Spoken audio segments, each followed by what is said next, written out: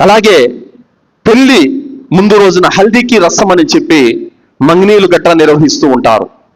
ఇది ఎంత పాడు కార్యం అంటే సోదరులారా, పెళ్లి కొడుకి లుంగి ధరింపజేసి బనియను ధరింపజేసి వాడిని ఆ పీట మీద కూర్చోబెడతారు. ఇక పరాయి స్త్రీలందరూ కూడా వచ్చి వాడికి పసుపు పూయటము ఏవేవో చేసేస్తూ ఉంటారు. దైవ ప్రవక్త ముహమ్మద్ సల్లల్లాహు అలైహి వసల్లం వారు చెప్పారు, పరాయి స్త్రీని ఏ పురుషుడైనా సరే తాకటము కంటే, ఆమెను ముట్టుకోవటం కంటే తన నెత్తిలో మేకు దిగ్గొట్టుకోవడం ఎంతో మేలు అన్నారు ముసలసలం వారు. పరాయి పురుషుణ్ణి, పరాయి స్త్రీని ముట్టుకునేటటువంటి అనుమతి కూడా ఇస్లాం ధర్మంలో లేదు.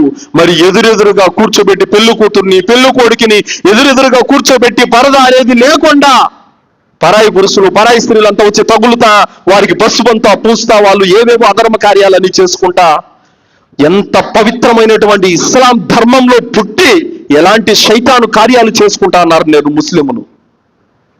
ఇస్లాం ధర్మం ఎంత పవిత్రమైనది, సుబ్హానల్లా. అలాంటి పవిత్రమైనటువంటి ఇస్లాం ధర్మంలో పుట్టి ముస్లిములుగా పిలువబడుతూ ఏ శైతాను కార్యాలకు పాల్పడుతున్నారో ఒకసారి ఆలోచించండి.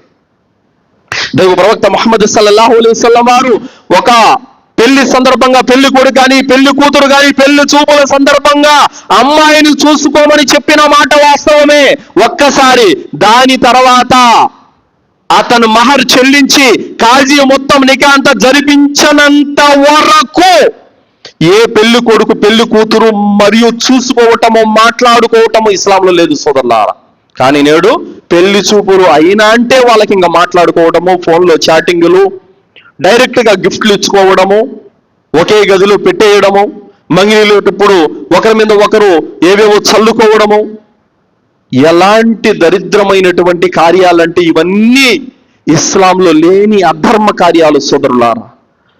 కావున ఎప్పుడైతే పూర్తి నికా అయిపోతుందో అప్పటి వరకు అమ్మాయి అబ్బాయి చూసుకునే మాట్లాడుకునే అనుమతి లేదు.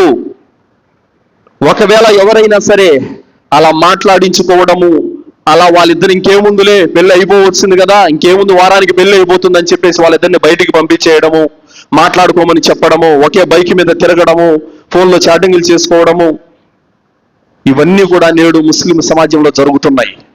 ఇవన్నీ కూడా ఇస్లాంకు విరుద్ధమైనటువంటి కార్యాలు సోదరులారా. కావున ఈ మంగినీలు హల్దీకి రసం ఇవన్నీ కూడా ఇస్లాముకు సంబంధం లేని నిషిద్ధమైన కార్యాలు. ఇలాంటి కార్యాలు ఎవరు చేయకూడదు సోదరులారా.